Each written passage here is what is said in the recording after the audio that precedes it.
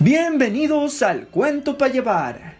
El relato de hoy, escrito por Julio Cortázar y publicado por primera vez en la revista literaria Buenos Aires en 1952, nos cuenta la historia de un hombre que visita a unos axolotl. Para estas fechas, Cortázar ya llevaba cerca de un año viviendo en París gracias a su trabajo como traductor de la UNESCO. Es aquí donde, inspirado por sus paseos en el Jardín des Plantes, crea este mágico relato inspirado en el anfibio endémico de México, el axolotl, en náhuatl monstruo de agua, criatura estudiada por la ciencia por su capacidad regenerativa y mitificada por la gente por su eterno estado larvario conocido como neotenia. Del final del juego, el axolotl.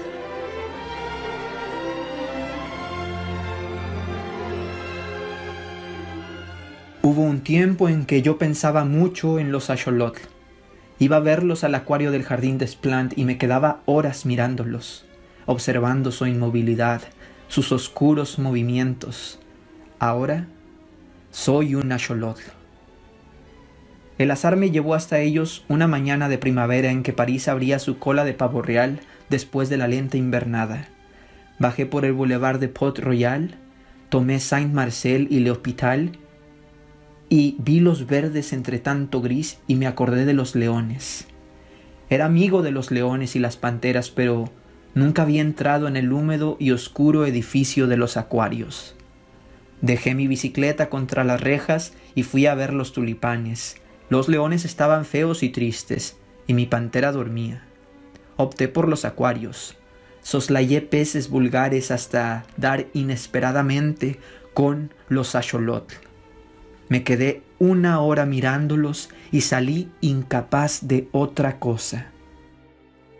En la biblioteca Sainte-Geneviève consulté un diccionario y supe que los axolotl son formas larvales, provistas de branquias de una especie de batracios del género Amblystoma. Que eran mexicanos lo sabía ya por ellos mismos, por sus pequeños rostros rosados aztecas y el cartel en lo alto del acuario. Leí que se han encontrado ejemplares en África capaces de vivir en tierra durante los periodos de sequía y que continúan su vida en el agua al llegar la estación de las lluvias. Encontré su nombre en español: ajolote. La mención de que son comestibles y que su aceite se usaba, se diría que no se usa más, como el hígado del bacalao. No quise consultar obras especializadas, pero volví al día siguiente al Jardín des Plantes. Empecé a ir todas las mañanas, a veces de mañana y de tarde. El guardián de los acuarios sonreía perplejo al recibir el billete. Me apoyaba en la barra de hierro que bordaba los acuarios y me ponía a mirarlos. No hay nada de extraño en esto porque desde un primer momento comprendí que estábamos vinculados, que algo infinitamente perdido y distante seguía sin embargo uniéndonos.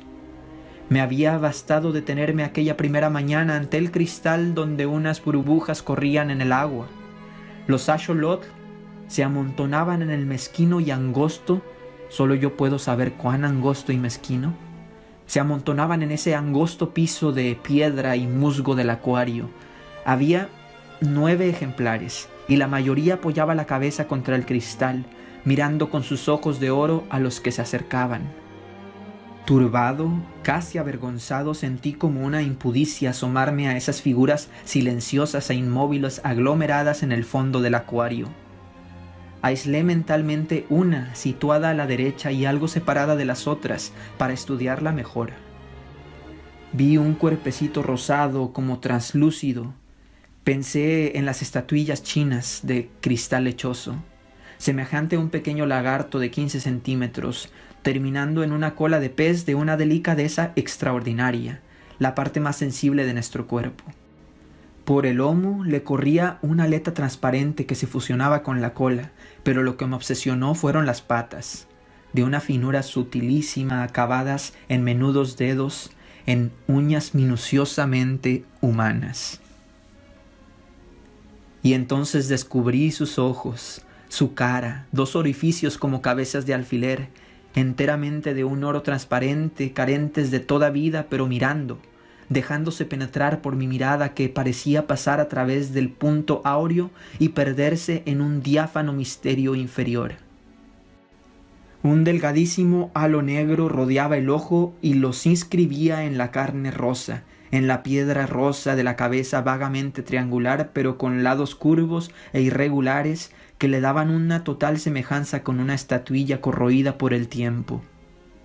La boca estaba disimulada por el plano triangular de la cara. Solo de perfil se adivinaba su tamaño, considerable.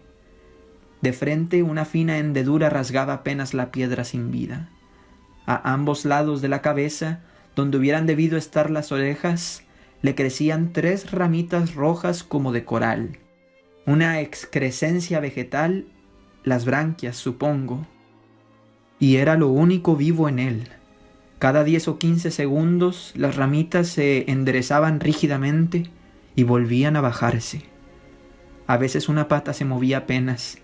Yo veía los diminutos dedos posándose con suavidad en el musgo. Es que no nos gusta movernos mucho.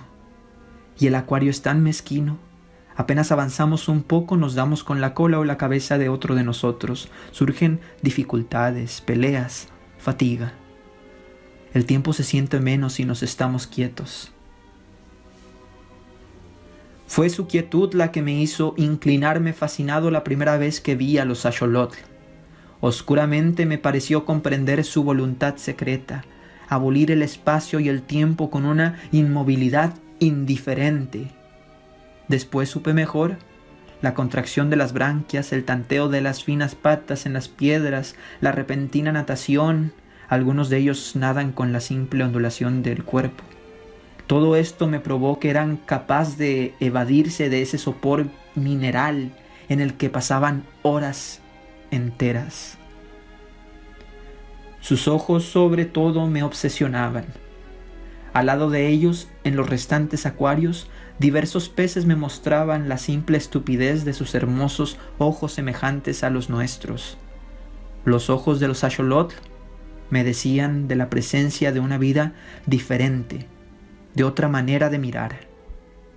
Pegando mi cara al vidrio, a veces el guardián tosía inquieto.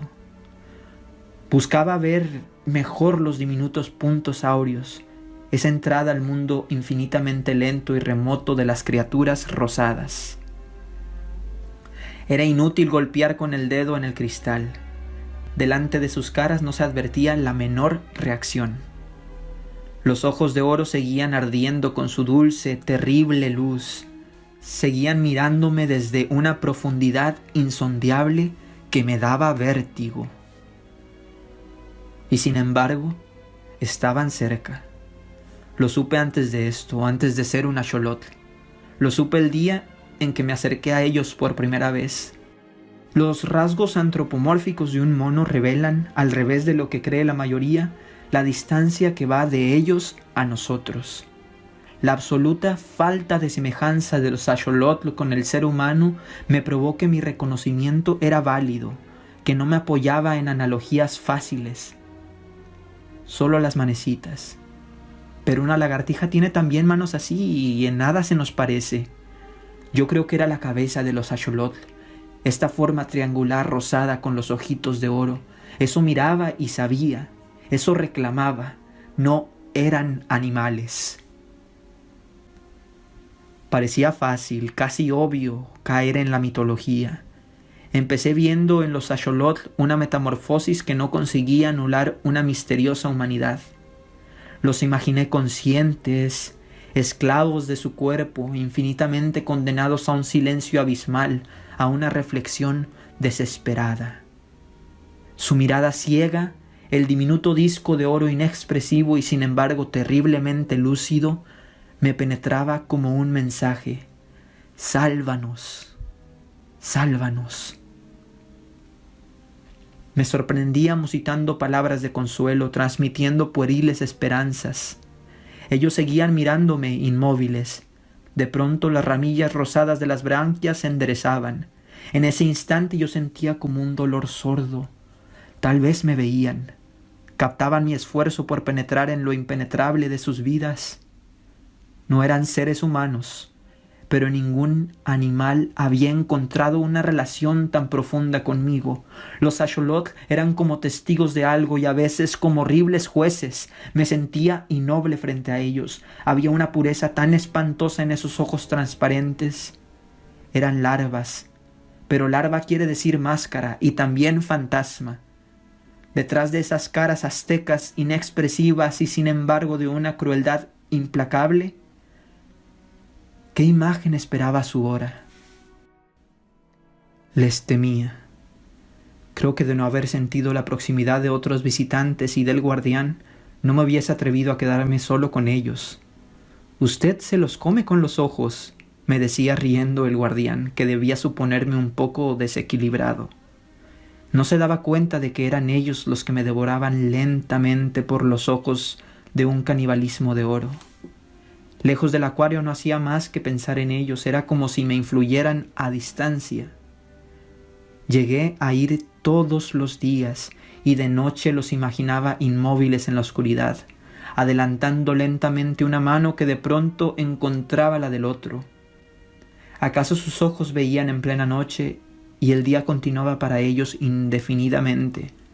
Los ojos de los axolotl no tienen párpados. Ahora sé que no hubo nada de extraño, que eso tenía que ocurrir. Cada mañana al inclinarme sobre el acuario el reconocimiento era mayor. Sufrían. Cada fibra de mi cuerpo alcanzaba ese sufrimiento amordazado, esa tortura rígida en el fondo del agua. Espiaban algo, un remoto señorío aniquilado, un tiempo de libertad en que el mundo había sido de los axolotl. No era posible que una expresión tan terrible que alcanzaba a vencer la inexpresividad forzada de sus rostros de piedra no portara un mensaje de dolor, la prueba de esa condena eterna, de ese infierno líquido que padecían. Inútilmente quería probarme que mi propia sensibilidad proyectaba en los axolotl una conciencia inexistente. Ellos y yo sabíamos. Por eso no hubo nada de extraño en lo que ocurrió. Mi cara estaba pegada al vidrio del acuario, mis ojos trataban una vez más de penetrar el misterio de esos ojos de oro sin iris y sin pupila. Veía de muy cerca la cara de un axolotl inmóvil junto al vidrio. Sin transición, sin sorpresa, vi mi cara contra el vidrio. En vez de la del axolotl, vi mi cara contra el vidrio. La vi fuera del acuario. La vi del otro lado del vidrio. Entonces mi cara se apartó y yo comprendí. Solo una cosa era extraña: seguir pensando como antes, saber. Darme cuenta de eso fue en el primer momento como el horror del enterrado vivo que despierta su destino. Afuera, mi cara volvía a acercarse al vidrio, veía mi boca de labios apretados por el esfuerzo de comprender a los axolotl. Yo era un axolotl y sabía ahora instantáneamente que ninguna comprensión era posible.